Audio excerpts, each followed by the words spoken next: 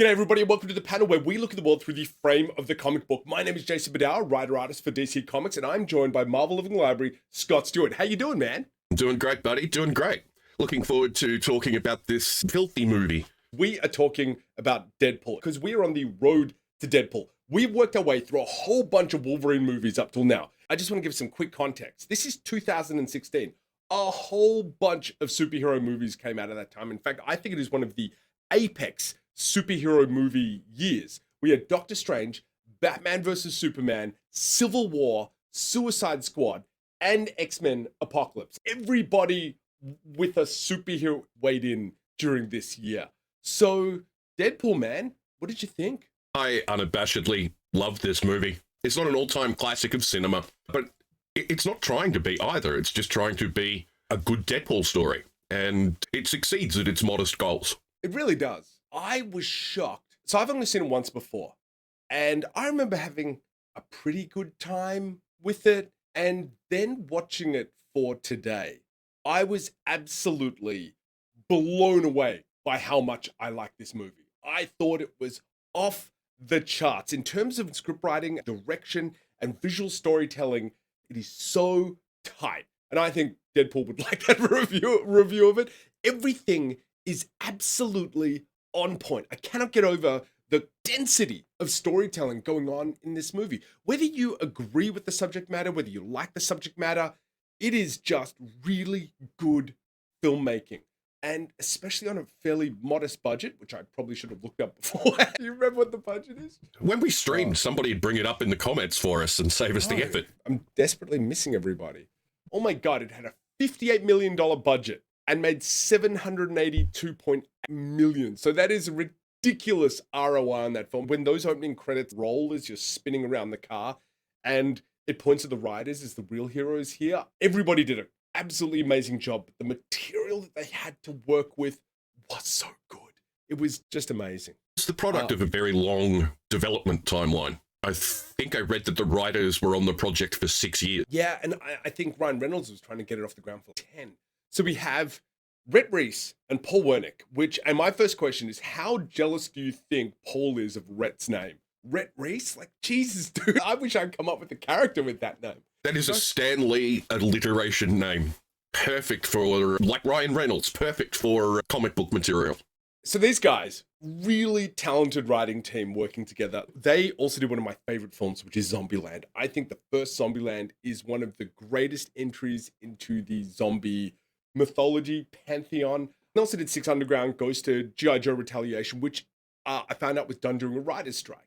So they stopped working, execs making decisions, and nobody there to make any edits. In fact, one of the things that also was during that writer's strike was Wolverine Origins.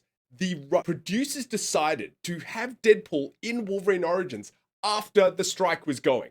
And so there was literally no dialogue for Ryan Reynolds. When he turned up, he's improvising absolutely everything, and why they sewed his mouth shut at the end so they didn't have to write dialogue for him. Good work, producers. Good work. They had Ryan Reynolds right there, who lives and breathes this character for reasons, I assume, of mental illness. So one of the things we were talking about with Logan is that James Mangold made it R-rated so he could aim at an older audience. He could have longer shots, not feel like he could deal with deeper issues in a more complicated way and use more adult film language.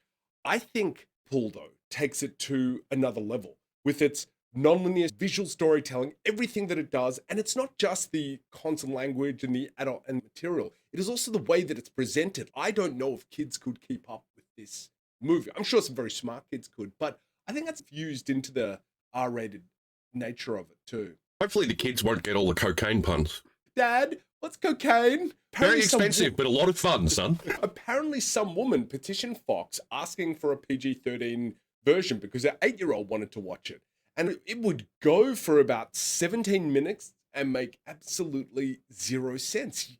Again, it never got released in China, basically for those reasons. The Chinese film censors wanted to tone down the violence and take out the sex. And there wasn't much film left when they got through that process. Again, I cannot get over just how much I enjoyed this movie. I realized that this film is really only marred by one problem for me. And that is that I hate Deadpool. I loathe Deadpool as a character. I have zero time for him. And in fact, it was only when we start getting to the Wade Wilson parts, she started really enjoying him. Like, how do you feel about Deadpool, Scott? Not my favorite character by any means. For me, the joke gets old fairly quickly. You can do a lot with it, and it can be very entertaining at times. But I always flame out on runs reasonably quickly.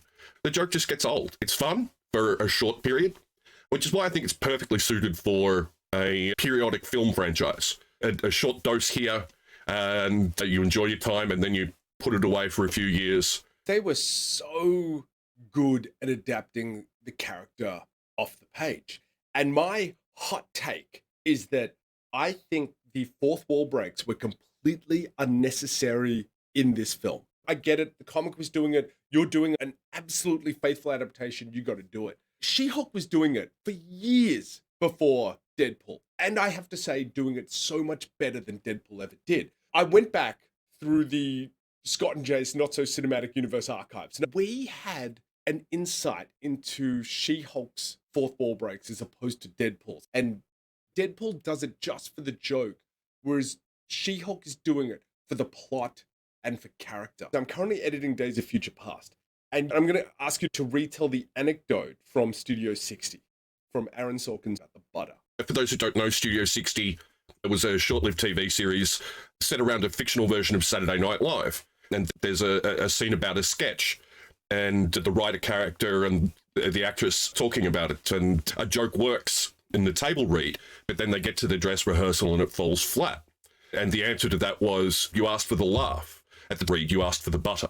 And I think Deadpool always asks for the laugh. I don't think he's ever asking for the butter. He's not within the world.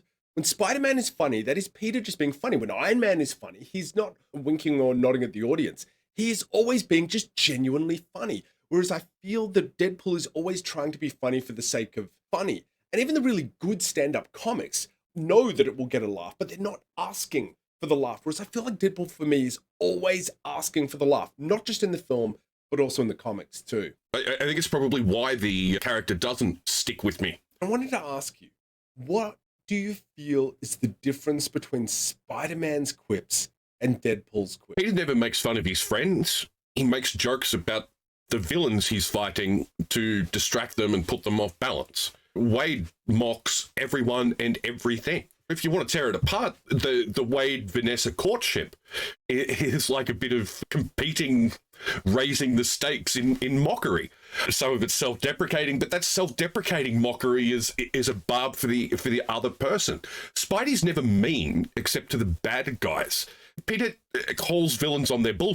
He doesn't mock everyone and everything. You never lose sight of the fact that Peter has values that are important to him and is about something more than just the laugh in the moment. Peter's not playing to an audience in that hammy way that Deadpool is. Peter's asking for the butter, not for the laugh. I remember seeing somewhere that Ryan Reynolds also says Deadpool is actively trying to irritate you, the audience. And one of the reasons for that is just, again, like a manifestation of his trauma that he's hurt and he's basically just lashing out at everybody around him. And while I get that, doesn't make me want to like it. It's not pleasant to be around in any way, shape or form, whereas Peter is very pleasant to be around. I don't actually agree with that assertion. So much of it is, as I said earlier, to make the audience a co-conspirator with Wade. And it almost functions to make them co-conspirators against investing in the movie you're watching. It's a very hard line to walk, that sort of meta-level self-commentary, especially when you're making fun of the things the audience is also supposed to be taking very seriously, like cancer, torture. That's why I believe that the movie would have been so much better without the fourth wall breaks. If he was just narrating to him or to us Ferris Bueller style, I think it would be totally different than the actual moving the camera aside sort of stuff. Watching this super character having a break with reality, narrating out loud and just being like, who are you talking to? And when you realize that he's mentally ill, and I think would have been far more interesting. What about fourth wall breaks like the Stan Lee cameo in the strip club? There's a meta joke that doesn't tear the movie down. It doesn't implicate the audience. It's funny too, because apparently Stan was green screened in, much to his disappointment. He was not on set at the time.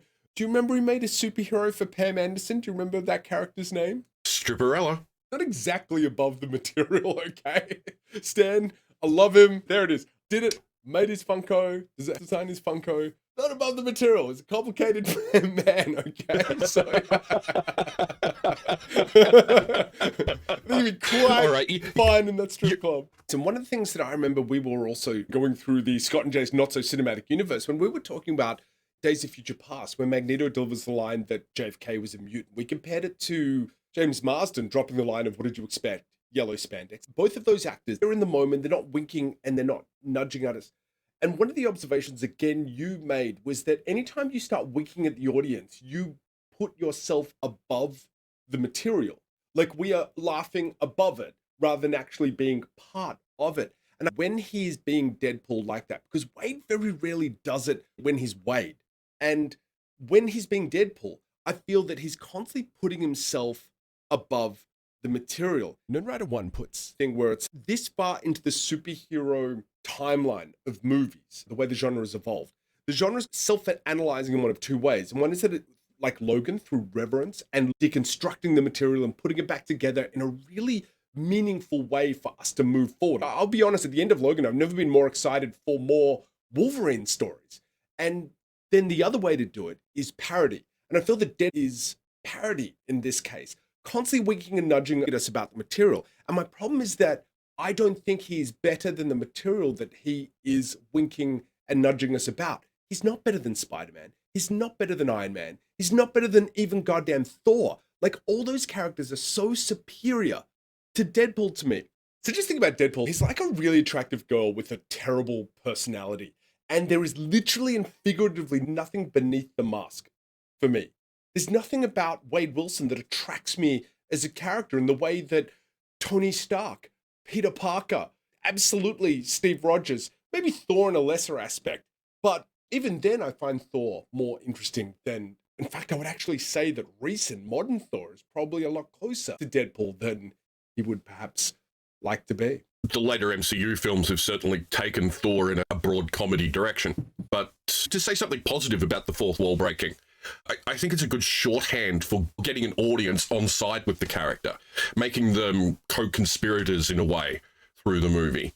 It can also be a really effective way to get some hand-wavium or exposition out there without coming up with complicated narrative reasons why characters are thinking about how they got into this position and so forth on the recap page. But then you just do something like Ferris Bueller. If it wasn't a fourth wall break, we would be watching a super-powered character. I almost said superhero. He's absolutely not a superhero. A super-powered character having a break with reality, which would be really interesting. If he was that divorced from reality, it would be a different feeling than if he was winking and nudging at us all the time. It's a huge problem. And when you think about Deadpool's personality, what is it? He's so capricious. He's just what the plot ever needs him to be. He will only care about things if the plot needs him to care about that thing. And it doesn't matter if he never cared about those things in the past, because this story is fresh and new. Even watching the scenes, the biggest connection that I got between Deadpool and any other character when he's in the suit is Bugs Bunny. He's like an episodic cartoon character that is breaking the fourth wall. For example, could you imagine the scene where Colossus is taking him away and he's breaking all his limbs on Colossus? Take the red suit off. If you could imagine Ryan Reynolds with his hands broken, it's not as funny anymore. Even if he was in the scarred Deadpool costume, not as funny anymore. It's only when he's in the red that he becomes this gigantic cartoon character. And as brilliant as I found Tim Miller's direction, I just was looking at these scenes and I'm like, they're just ridiculous. And for me, really undermining the emotional weight that the rest of the movie was building up for me. Deadpool had emotional weight was a fairly novel concept in the film. It really connected with Wade. It made him human. And having a foil like Vanessa, it did ground the material and Wade as a character. If she wasn't there, it would just be so over the top and detached. There'd be nothing to hold on to. If I had to be absolutely charitable, is that I think that the traumatic event that Ajax put him through created perhaps a multiverse break with reality, where he literally can see through universes. Because I was watching it and I think the only break he does as Wade Wilson is when they're wheeling him into the facilities. Is don't make the suit green or animated. I think Green Lantern is actually just a movie in that universe. I think that Ryan Reynolds is actually an actor in the Deadpool universe, if we've seen on the World's Sexiest Man Alive or whatever the hell it is, and that he was just making a reference to a terrible Green Lantern movie. There's also that layer that it's him who did that, but there's a way to interpret that it is not a fourth wall break. I think he only really has his fourth wall breaks once he gets his Deadpool powers and his mutant gene activated. I just feel that it would be a much better movie if you'd watch this guy who is having just a traumatic break with reality, as well as having these powers, rather than the winking and nudging of the fourth wall breaks. I think it'd be a better movie, but it is a better Deadpool movie with the fourth wall break. In the comics, I much prefer as a supporting character. Being popular, he gets onto a bunch of B-list team books all the time. Spent a lot of time with recent iterations of X-Force and the Uncanny Avengers, which is a mutant-focused team of Avengers. And as a supporting character, you get much more of a picture of how the world sees this behavior in its own context, and it is very much a break with reality. And if it wasn't for his Liam Neeson-like set of skills, they'd probably lock him up. I'm going to get to Rob Liefeld and Fabien Nizieza later. It is Nizieza. I listened to an interview and that's how he pronounces it. That is how I pronounce it after listening to him pronounce it. But when Rob was working on the X books at the time, and the biggest sales competitor was Spider-Man. So it's like, I'm going to create a character, literally the Merc with the mouth, that has a similar vibe to Spider-Man. The difference with Spider-Man is that he has a consistent personality every time. When you put Peter in a book, you're guaranteed laughs, you're guaranteed some sort of moral stance or choice where Peter will step up or stop something in some way. All I know with Deadpool is I'm just going to get some laugh. And for me, when I look back on the fourth wall breaking stuff, this is why I enjoyed John Byrne's She-Hulk run so much more. Because while you have the issue where she is skipping naked while discussing female depiction in comics, and there's a multi-layered approach going on there that people will never go anywhere near anything like that. It's never made a insight into anything that I find intellectually stimulating in any way, shape, or form. The character's not built for it. And perhaps some people are like, keep politics out of my comics. Deadpool's your man. Deadpool's your character. Like every other character, politics. But it's not just politics. It's desires and responsibilities and recognizably human emotions. Which again is why he's a perfect character for early teenagers, because they do not have recognizably human emotions. And again, a credit to Brett Reese and Paul Werrick, who the script for this brings so much personality to Wade. I really loved him when he wasn't in the suit. I thought the whole build-up and the relationship with him and Vanessa was so believable and so wonderful. These two people communicating and connecting and evolving the dates and everything. And this is how I put it. What is Deadpool's goal? What is Deadpool's personality? We know Peter is about responsibility. Tony in the MCU is also about responsibility. Thor's about, what would you say, humility? Cap is about integrity. What's Deadpool about? In the comics, nothing. In this movie, they have to give him Vanessa for us to feel anything for him. That's why I love the movie so much. Miranda Baccarin is fantastic. Their chemistry is amazing. She's a fantastic actor, like just done so much genre stuff and just really brings in. I just think that this is absolutely one of her best roles, because one of the things that you and I have always talked about with Ryan Reynolds is that we really lean on that Patrick Willems video where he talks about The Rock and Ryan Reynolds just playing themselves in every movie. I remember ages ago you talking about Deadpool, and I'm going to paraphrase you. I would love it if Ryan Reynolds wasn't Ryan Reynolds in every other movie and was just Ryan Reynolds in this Deadpool movie. I would have so much more time for Deadpool. It's Ryan Reynolds just rolling out the same joke, Deadpool rolling out the same joke. They're made for each other like that. Reynolds can actually act and inhabit a character. There's a few roles he's had over the years where he doesn't play Ryan Reynolds, turned up to 11, and he's really good at that. I'm not going to rag on the guy too much if people turn up with a dump truck full of money and say, hey, be Ryan Reynolds in this movie for us. That's a great position to be in. You certainly don't have to go into Daniel Day-Lewis levels of method acting. I think there's a quality of life decision too, where you hear about actors throwing themselves into roles like that, and it really damages their personal lives. And I remember hearing a great interview with Jason Statham, and they were talking about, hey, back when you did Snatch and a whole bunch of things like that, you were a character actor. You brought a personality to the screen that was completely unique and wasn't Jason Statham. And now all you do is the Jason Statham action tough guy. And he goes, and I'm not going to do his Cockney accent, but he goes, look, mate, this is easy. It's fun. I turn up. Everybody gets to have fun. And he goes, the other thing too is that the audience doesn't have these crazy high expectations of me. He goes, they do exactly what they want. I give them exactly what they want. Everybody's happy and it's easy. And I feel like Ryan Reynolds does that too. And he's paying bills. He's not hurting anybody. I got no problems with it. But without Vanessa in his life, Deadpool is just a sideways commentary on superheroes that I find very tired by now. He's just a bully with a quick wit without Vanessa. The scene in the apartment where he's the pizza delivery stalker. He's just messing with the guy in the apartment for sport. A level of cruelty and detachment from reality that carries into the fourth wall breaks, demonstrating a detachment from the material.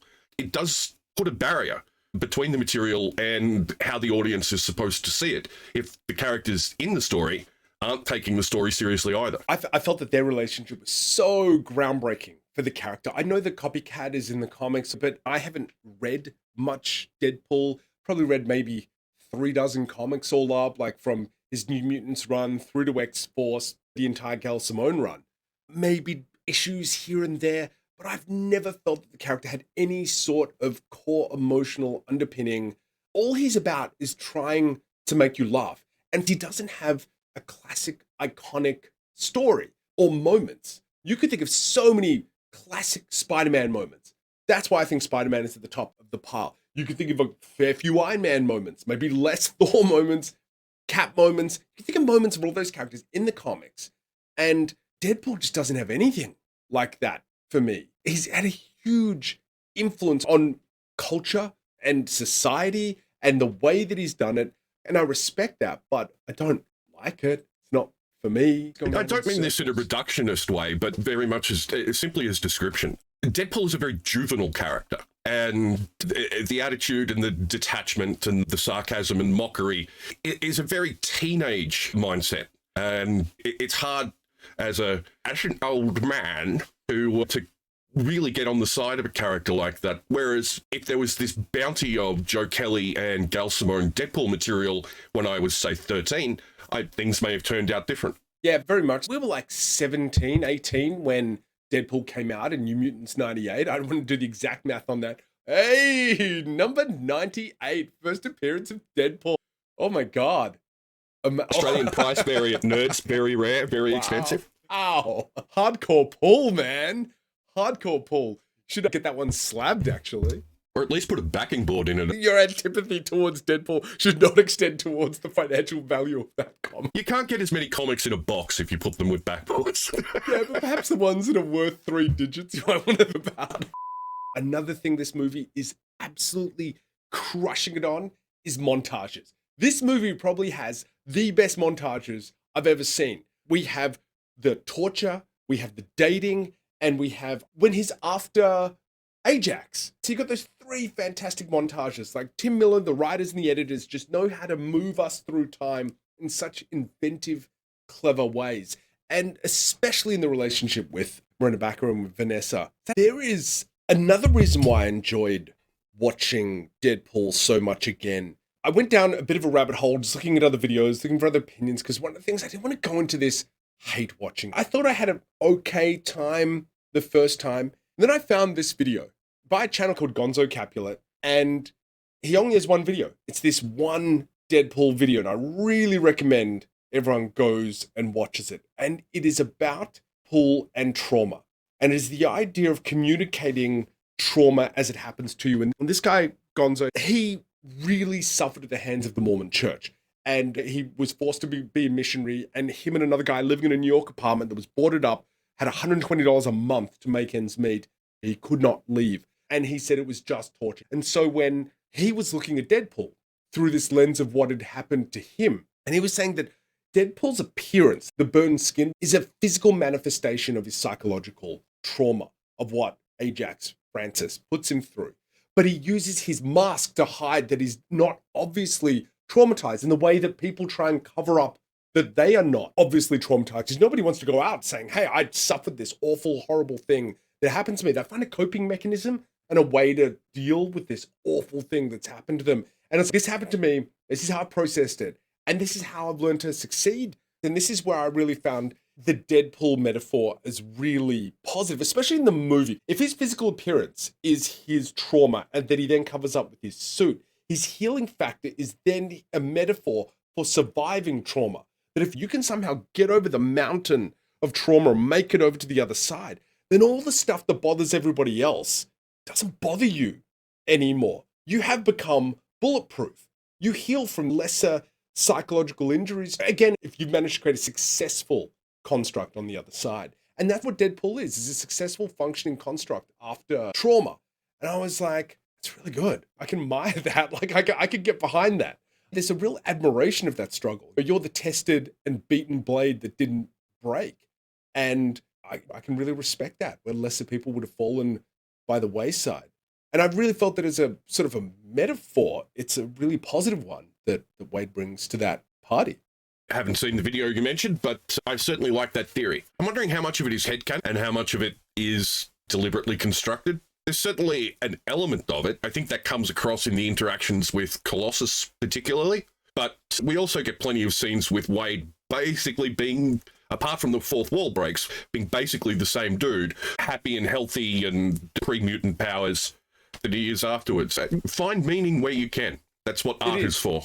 I think it is absolutely all headcanon that Gonzo Capulet has come up with, but I think it is absolutely wonderful canon. And it's definitely changed my perception of the way that I watch the movie, because I don't think he's the same person after the trauma. He is Wade turned up to 11. Whereas beforehand, I think he's I think he's 7 out of 10 Ryan Reynolds. And then afterwards he turns into 11 out of 10 because that's his coping mechanism.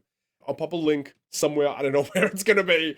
And so people can find that video, because I would really like this guy to keep making videos. I'd be very curious to see what he thinks of Deadpool 2. All these metaphors for all these characters. And we said before, keep politics out of my comic characters. That's all headcanon too. Whether you think politics are in characters or they're not, it's all headcanon. It's just interpretation. A lot of the conversation about politics in these stories comes from people who think the X-Men were not about politics all along. It's not a serious discussion had by serious people. It really isn't. And one of the great metaphors he has later is that when you ask people for help, one of the reasons why Wade doesn't go with them is he needs help on his own terms, which is why he would literally cut his own arm off and go with Colossus. But then when he needs help, he does go back to Colossus and be like, hey man, I have a plan. Could you help me with it? And being a true friend, despite everything that's happened, Colossus steps up to it. While I'm on the topic, let's talk about Colossus in this movie. You know, I love the character. What did you think of? I was about to derail you and talk about how much I love Colossus in this movie and could not give two feces for how different it is from the Colossus we'd seen previously. Different in size and shape and presentation of his powers. I love this Colossus, and such a straight-laced, pure-hearted man like Colossus is, the soul of a tortured artist in the comics, and contrasting him with somebody who really doesn't care or respect anything was an inspired choice. And they make some jokes in the movie about how the X-Mansion is just two people, but they found great contrasting characters to play off Deadpool. And that casting and that presentation is really why this movie works so well. I said to you ages ago, I cannot believe we got like 5.8 seconds of Colossus back with X2. And now we have pretty much an entire movie with him in it on a $58 million budget. It's just honest to me. It was such a convincing portrayal of Colossus that it really affected my own perceptions of the character. I don't know how I saw him, but I never saw him as quite as old. That's headcanon justifying his relationship with a very explicitly teenage girl. Kitty Pryde starts out in the X-Men as 13 years old, and she's obviously older as it goes along, but I'm pretty sure she's pretty young when they start getting together. And my only way of excusing that is by mentally making Peter young also. So this is a Colossus that I felt was in his late 30s, maybe even in his 40s. And once my head was able to turn that around and accept that, I was like, I really like it. I really love this portrayal of Colossus. I love the design, the texture that they found for the metal, the way they solved his hair and his eyes, the way he looked and moved and everything. His fight with Gina Carano, where he's like giving her a moment because her bras come undone. Wonderful physical acting. I know they offered the physical acting part to Daniel Cudmore, and he turned it down. I think he wanted the full role, and they wanted something far more Russian, which 100% prefer. Oh, absolutely. That accent is played for laughs just as much as the fourth wall breaks from Deadpool, but it's a more subtle joke, and in a way that constantly mocking everything, including the people watching the movie, just cannot be. And a completely different take on Russians in Hollywood. We're so used to them being the tough guys and the bad guys and doing deals with Chechens. And during Black Widow. And to be able to see like this, gonna go D&D for a minute, lawful good character, and his reactions to the situations that you put Deadpool in with him was just absolutely wonderful. It was, I don't think you could have got that with any other X-Men. If we're on the D&D character mapping, is Deadpool chaotic neutral or chaotic good? Because you can't say he's chaotic evil. His chaotic plot, man, is just whatever this needs him to be. And that's my problem with him. That's my biggest problem. He's so fluctuating that I have no handle on who he is. There is no connective tissue between any of the stories. We know when it doesn't feel like Peter Parker. Everybody knows when it doesn't feel like Peter Parker. Andrew Garfield tried to do some really different stuff with the character, and we're all like, I don't know about that. And these characters are so iconic. Deadpool, not so much, but I feel that the team here made him absolutely iconic. This is the Deadpool that I want to see going forward. This is taking the Bugs Bunny Deadpool vibe, but giving him a film protagonist motivation and character arc. Rewatching this week reminded me that this is actually my favorite version of Deadpool, because they imbue Wade with goals and desires and an underlying personality and a connection to the world in which he lives. And he's not just Bugs Bunny hopping through and blocking Elmer's Fudd's gun with the two fingers. It is absolutely my favorite version of Deadpool. Just little things like, in the comics, would he step in and help a girl that's being stalked for no money? I don't know. Would he meet a prostitute and then take her out to play skee ball with her? I don't know. He does so many just really adorable things in this movie. This is Wade, and I don't want any accolades for it. I want you to call me a hero. It's just what I do. But these are all things that are really admirable character traits that I don't feel the comic book Deadpool has done in any way, shape, or form. I can't think of one genuinely altruistic good thing that Wade Wilson has ever done in the comics. I can't list anything that he's done in the comics. It all just washes off me. I'm sorry. It's just the way my brain's built, the way that Deadpool's concerned. Absolutely agree. Part of the challenge of maintaining a continuity of a character like this is that you're essentially getting more of an insight into the writer's personality than you are the character's. What the writer finds funny and the writer's sense of humor. It's hard to give Bugs Bunny character motivation, which is why Warner Brothers movies often don't work. It's exactly that.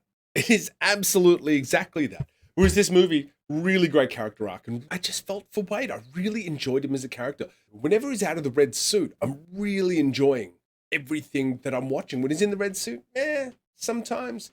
Colossus on screen, I love it. So if we're talking Deadpool in the comics, the other big thing that I really want to bring up is I do not for a second want to diminish Rob Liefeld's contribution to Deadpool as a character. I really want to advocate for Fabien Nizieza as well as a lot of the other writers. Daniel Wade, Joe Kelly, Gail Simone. Like, there are so many have had such an impact on the character, because I've never seen a character which has had such an evolution over time. Yes, Rob came up with that iconic design, very much based on Deathstroke. But Fabien just came up with so many other parts of the character. And to have Rob sitting at the bar in Margaret's when Deadpool walks in and Fabien gets like a sign in the background just doesn't seem kosher to me.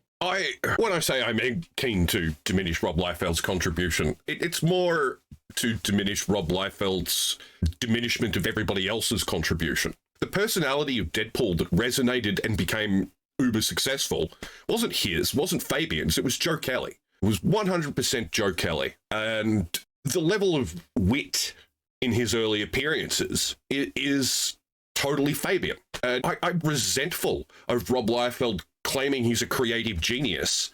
But I'm taking Spider-Man, I'm putting him in Deathstroke's costume, and ta-da, I'm a genius. And yeah, in a shallow commercial way you are, but that's not an artistic statement to hang your career on, dude. I think it's a brilliant concept, but it was not realized fully in the work that Rob did on the character.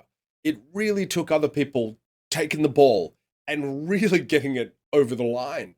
Up till then, Deadpool was just fine. And again, I don't mean to, if I'm diminishing Rob's work, I'm also diminishing Fabien's work. What they created in those issues of X-Force and New Mutants is not great by any means. He's just an absolutely generic character that other creatives were able to just progress and evolve so much further into the character that we know today as Deadpool. We look back on those original Stan Lee and Steve Ditko Spider-Mans and John Buscemi's, and that was goddamn Spider-Man. It is still goddamn Spider-Man. Deadpool, no sir. Probably in the same way that Jerry Siegel and Schuster created Superman, and it has been evolved and developed so much over time. We can acknowledge their original conception and creation of the character, but the character itself is so different to what was originally created. You created something wonderful, but it really has been a very long journey to get that character to what culture knows and recognizes as Deadpool. Rob and Fabien, I just think that both of them are absolutely, to me, equal footing. They both created a fine character, and other people have just elevated far beyond their original vision for the character. Which is what bugs me about Rob claiming so much responsibility for it. Considering it's a stolen design of a rip-off character. You may have drawn him first, but it's stuck because Fabien was good at the style of comic scripting at the time. It's stuck because Joe Kelly reinvented the character. It's stuck because Gail Simone tried to elevate the character. It's stuck because of the work of a whole bunch of other people. And your own contribution was an afternoon cramming two or three other characters together and adding pouches. I never really saw the appeal of Rob's characters. That's not to say that there isn't an appeal. They just don't have a lot for me. I was in line today at the checkout when I was shopping, and a couple people back from me was wearing a Cable t-shirt. And I wanted to be like, why Cable, dude? Like, why Cable? I have zero connection to that character. There's another character who has completely amorphous, undefined character, personality. I couldn't even tell you his powers. I don't even know what his powers are. Telekinesis, because he's Scott and Jean's son, and he inherited her telekinesis, and everything else is just future cybernetics and the generic rip-off Star Trek tech. I read dozens and dozens of Cable comics and couldn't even tell you that. I'm sure maybe I knew that maybe 10 years ago, but it just fell by the wayside as something that's completely unimportant to me. There's that whole shoebox of Liefeldism characters created that I have no interest in. I'm very sorry. This movie is the only time I've ever been interested in Deadpool, ever. And that is literally this week, because I didn't even enjoy it the first time that I watched it. Talking about people that have also taken the ball, I really want to talk a little bit more about the creative team on this movie. Tim Miller. So, my God, his first feature film, I first came across his name when he directed the Star Wars The Old Republic trailer that just blew my mind. I'm not even that big of a Star Wars fan, and I still bought and played that game because of that trailer. The Imperial shuttle crashing into the Jedi Temple. Amazing stuff. All the work he did on Blur Studios for all the Arkham games too. I was really shocked that all he's done is this and Terminator Dark Fate as two movies and Love, Death and Robots. I feel like the guy should have a much bigger library of work. Au revoir. Au revoir. Wow. Scott's gone up from $20 words to $25 words. That was a big one. Wasn't even English. Yeah, it's more of a 20 franc word, but... He's the director for reshoots for the upcoming Borderlands, and I'm just a little shocked that someone so talented is not being tapped more. There are so many visual ideas in this movie. It is shocking. I went back and watched the leaked footage, CGI pre-visualization footage. It's leaked. You didn't need to put it in inverted commas. It was leaked just by Ryan and Tim, rather than some anonymous hacker or mid-level office employee. When you see the evolution of the car fight, from that to what we got, and I literally watched that and then watched the car fight, And just to see how many more ideas that he infused into that. This is a man who can iterate, who just leveled up so much, who also leveled this movie up with the sheer density of ideas. In fact, one of the things that this movie has, the dialogue comes at you at a million miles an hour of such high quality, and the visuals come at you at a million miles an hour of just equal quality. Yeah, he's a talented guy, deserves way more work. He's very effective at visual subtext. Not just Easter eggs in the background and things like that, which is often is not a production staff entertaining themselves rather than directorial vision, but in being able to frame things in a way that puts you in there with the characters so you know what they're feeling and what their relationship is. He's really good at framing power dynamics, which is an underused skill in superhero cinema especially. Francis is always towering overweight when he has the upper hand. Just little things like that really elevate the story, put the audience in the right frame of mind to understand the emotional beats that are coming across as well as the plot beats. And shooting those monsters, making them work, is just genius. The amount of storytelling that was going on. Ryan Reynolds said that they spent more time on those sex scenes they did on the freeway chase fight, because there was so much staging and tone and choreography and just figuring out how to tell that story and create that emotional connection through those characters while having a fantastic laugh. I can only assume it's the writers who came up with that. Can I be a sad, sexist old man for a minute and just point out, also, Monica Baccarin was largely naked the whole time, so there's a good reason to spend a month of your 47-day filming on just that scene. As we've said, Deadpool is a very juvenile milieu to inhabit, so I think we've definitely found the right juvenile way to approach this film. We've started doing this. I'm starting to get a little bit more insight into the way that films work, is that the second unit director usually does a lot of the fight choreography. We saw in Wolverine that David Leitch went on to direct Bullet Train. And Philip J. Silvera is the fight coordinator for this, who we know from Daredevil, also did Deadpool 2, also did all the films, all the video game trailers with Tim Miller too. So they obviously have that long-standing connection there. So many ideas coming at you from so many people. You mentioned Daredevil, and my respect went immediately because I'm just remembering vividly watching this slow motion fight scene in the playground between Daredevil and Elektra and it being, Then let me caveat that. The TV series Daredevil, he was the the good one for that. The good one. Respect back up. We normally go through these movies sequentially. I don't even know if there's any need to go through this thing sequentially. It's not linear. The movie doesn't go sequentially, so why should we? Why should we? But just, I love the opening credits. I thought Dopinder was just so much fun. Karan Soni is the actor's name who plays Dopinder, and in many ways he's the breakout star of the film. This is what I mean about the diegetic humor within the movie. They're like, oh, we can't afford to have all these guns. When he packs all these guns and he leaves it in the cab, that is funny. You don't need to be breaking the fourth wall on that. When he's calling him and he's trying, and then he has the accent, that's funny. And then it's within Dopinder's character, it's within Deadpool's character, and it was just a funny moment that puts your hero in even more trouble. Loved it. That was some of my favorite comedy. And it was pragmatic comedy, which I loved even more. If you want to be fourth wall breaking, that's how you break the fourth wall for me. Very clever. His resigned dejection to accepting a high five as payment for a cab ride. His understated reveal that he's kidnapped a dude and is in the trunk of the... That was, like, funnier and stayed with you longer than any of the irony-laden bull. Any line that TJ Miller had in this movie, cut that dude out of the movie if you want to show it in China. We'd all be happier. I did some research into TJ Miller, and he is a difficult one.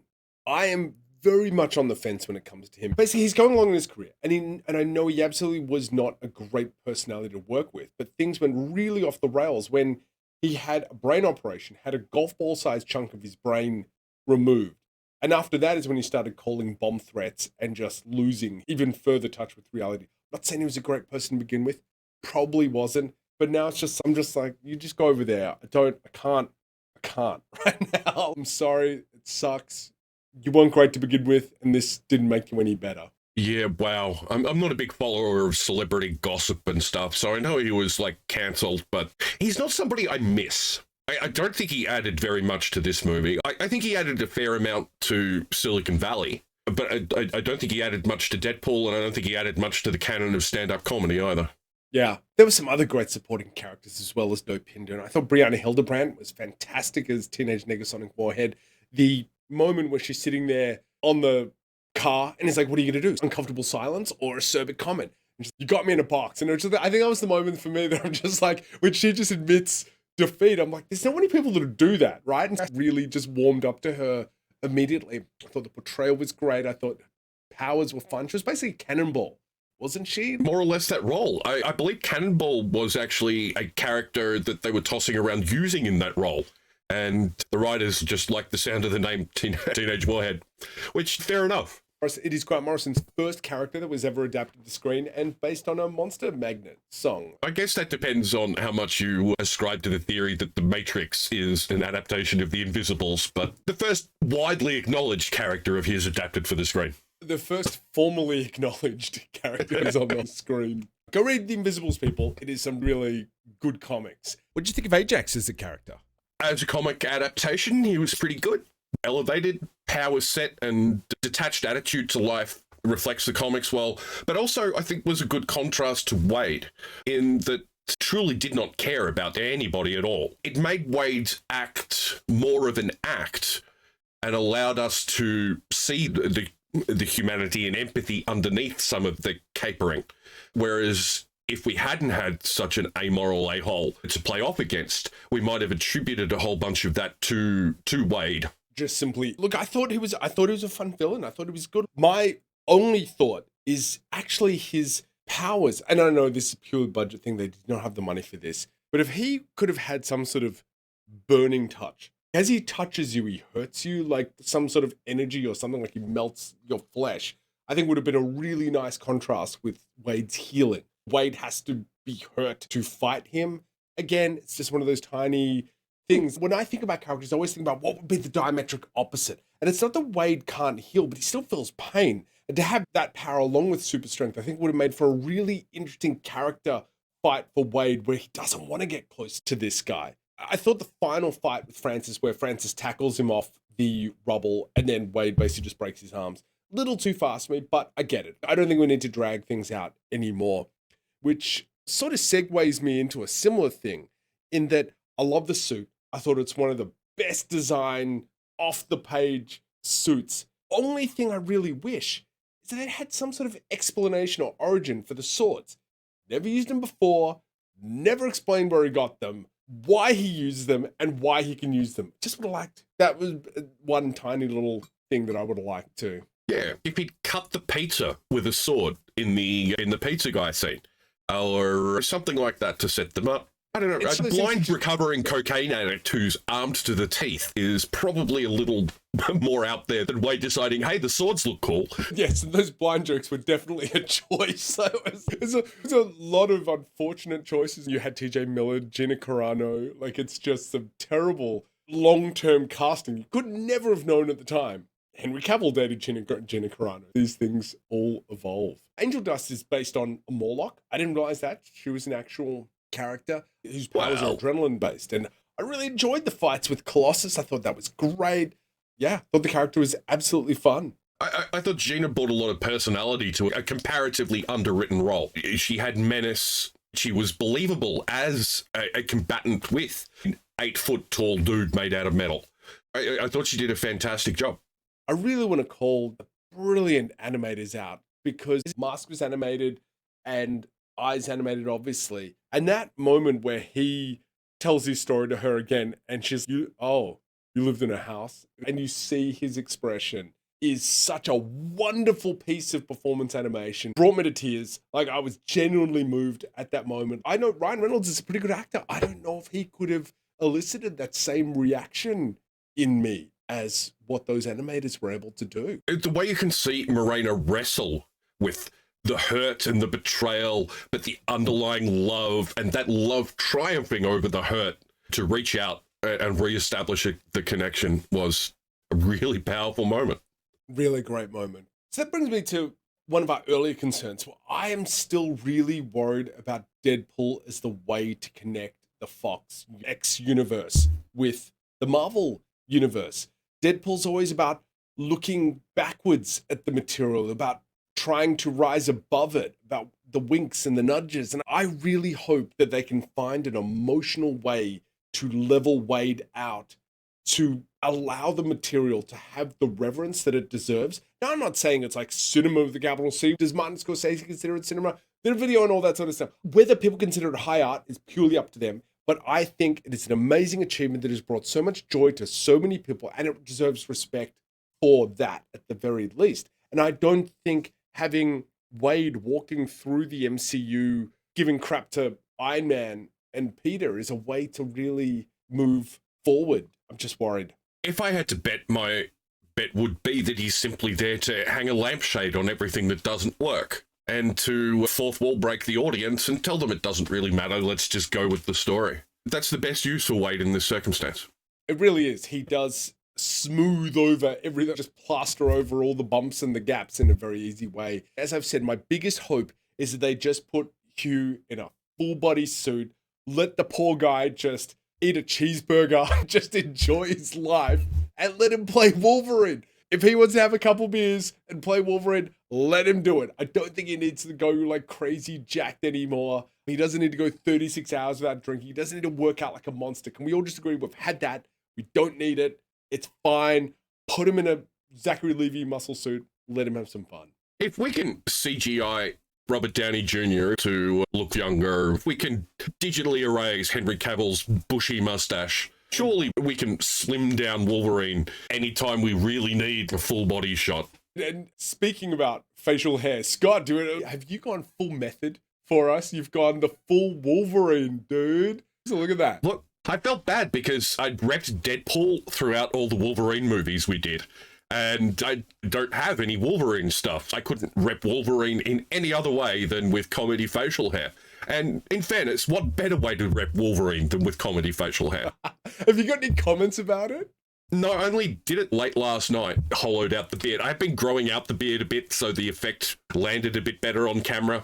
But yeah, no, it's very new. And as soon as we're done here, I'm going to go and shave down the rest of it. Not going out in public like this. It looks really good, man. It looks good. And so, Scott, I was wondering if I could put you on the spot. If you could give us a 1 or 2 word summary of every movie starting with X1. Surprisingly good. Yeah, I would have said massively underrated. Yeah.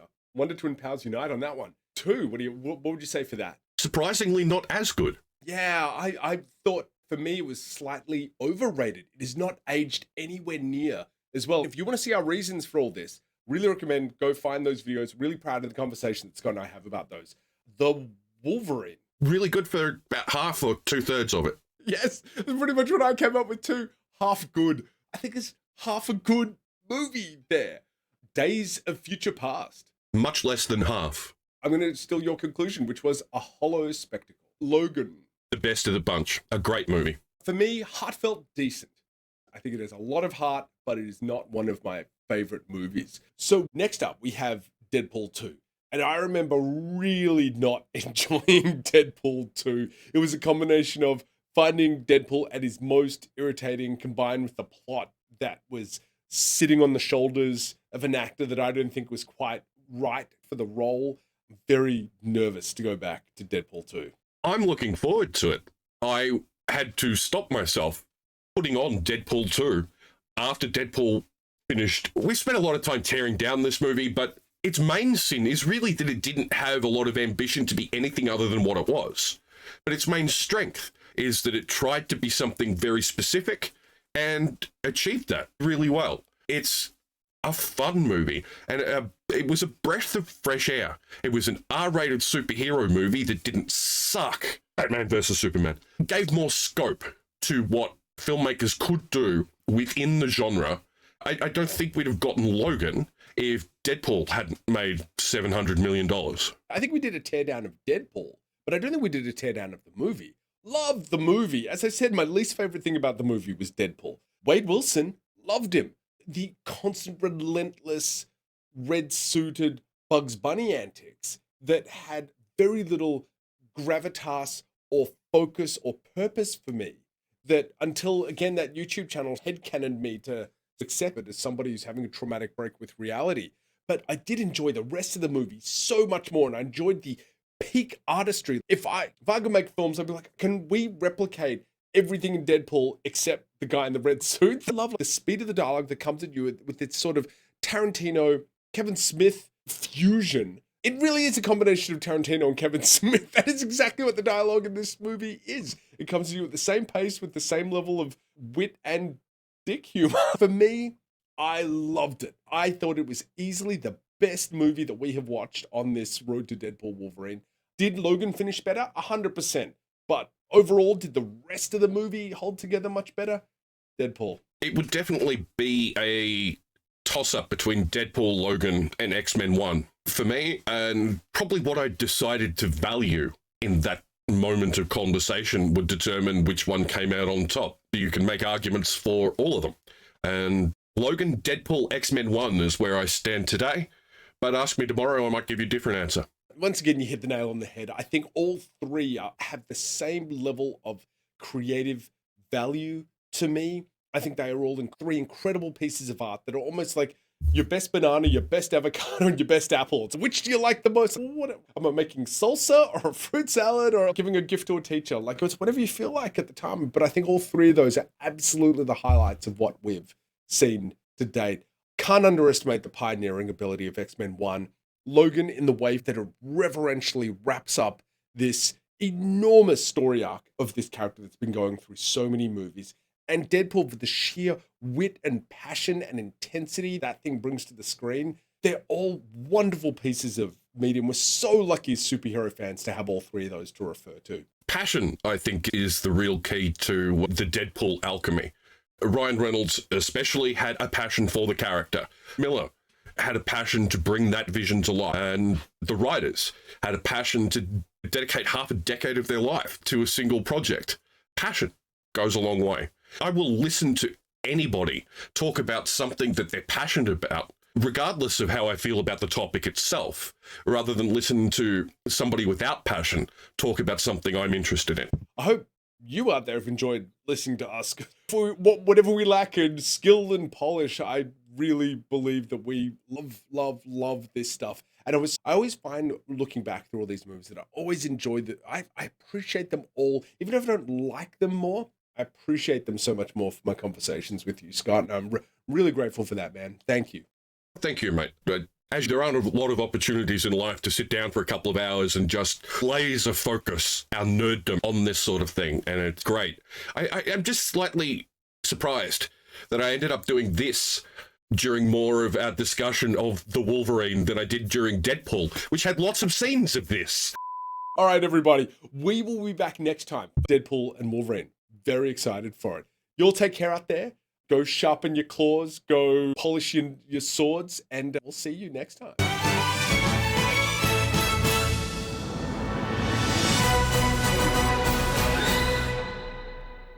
How do you hang out with your friends? Restaurants, bars, clubs, maybe over at someone's house just staring at a TV screen, or just sort of hanging out. And if you sit around watching a movie, that's cool, but you're not really talking. I still, hand on my heart, believe that the best way to hang out with your friends is to play a role-playing game. Unlike a board game, role-playing games are not competitive. They are cooperative. You and your friends actually hanging out and creating stories and moments you'll look back on and laugh at together. But the worst thing about role-playing games is getting started. There's a lot of rules, and being the games master takes a heck of a lot of preparation time each week. Enter GameMastersForHire.com. If you've always wanted to play Dungeons & Dragons, GameMastersForHire.com are experts at teaching you all the rules while taking you on an epic adventure. And if you're loving it, you can play the same character every session, who will then get more and more powerful. If you're a wannabe dungeon or game master, there's no faster way to learn and be great at it than booking a training session with GameMastersForHire.com. For the experienced D&D groups out there, if you're looking for a special birthday gift for your DM, the best gift you can give is to let them be a player for a change by booking a birthday adventure.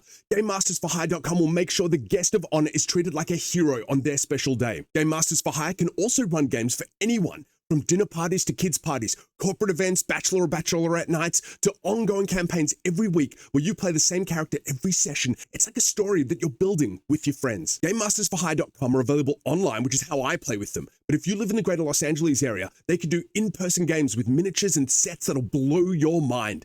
Please visit GameMastersForHire.com for more information. Reach out to Ollie and his team and they'll help you out, whatever you need. And just like going out to dinner, split the cost between the lot of you. I'll even kick in. Just use my offer code Badower for 10% off your first game. I promise you're going to have an amazing time that you'll always remember. Thank you, GameMastersForHire.com, for sponsoring this video. What are you drinking, Scott? As usual, I have hit up the Mountain Culture Brewery, and today I have picked the Core Memory, a New England IPA that I have recently obtained. It's only 7.5%, which should mean I can hold down a coherent conversation for at least another 25 minutes. Cheers. This is... Good thing it's a digital cheers, because if it was a real cheers, I would not bring this mediocre beer anywhere near your work of art. Look, I only have one of the work of art beers, and then I switched to mediocre beer myself. Yes, I do that with wine too. I start with the really good stuff, and then you do the cheaper stuff as the night goes on. And one of my constant reviews is, this is a fantastic second bottle of wine. A backhanded compliment indeed. My God, it's been so long. G'day everybody, and welcome to the panel. My name is Jason Badower. Oh, is that how I do it? Do I do the panel first, or do I do the road to Deadpool first? No, I think I introduce us, and then I do the thing. All right. G'day, everybody. This is real. I'm really struggling today. All right, deep breath. You want me to do the introduction this time? G'day. Secret message for Jace the editor. You suck!